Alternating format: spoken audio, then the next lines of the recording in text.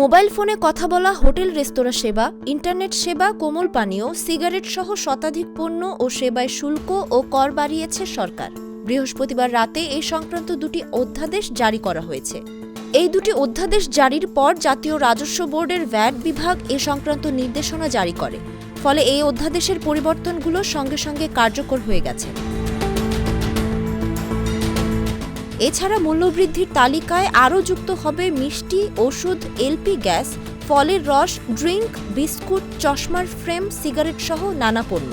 Fridge, AC ও মোটরসাইকেলের corporate কর বাড়ানোর পর শতাধিক পণ্যের ভ্যাট ও শুল্ক বাড়ালো সরকার। ফলে সাধারণ মানুষের দৈনন্দিন জীবনযাত্রার খরচ আরও বেড়ে যেতে পারে।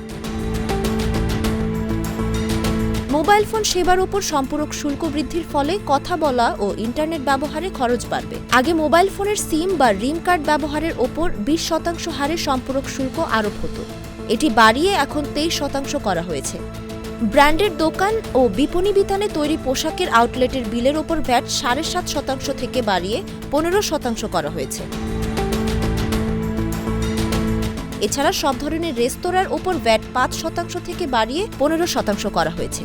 নিম্ন, মধ্য, উচ্চ ও অতি উচ্চ সিগারেটের সম্পূরক শুল্ক 67% করা হয়েছে।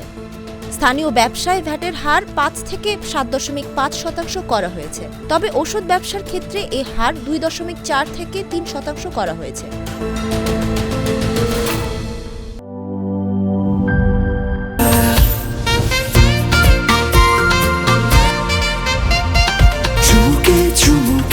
Enjoy the life, চলো উড়াই খুশি তুলে নিয়ে হাতে।